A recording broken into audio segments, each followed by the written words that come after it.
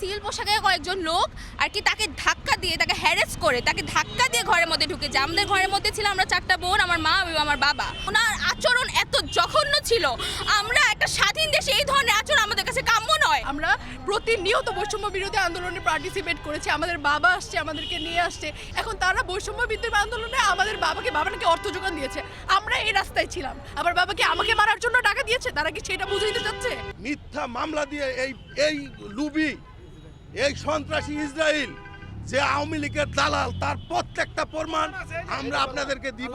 অনতিবিলম্বে মনির হোসেন হাওলাদারের মুক্তি চাই। দাঁড়ান, ভালো করে দাঁড়ান। হ্যাঁ,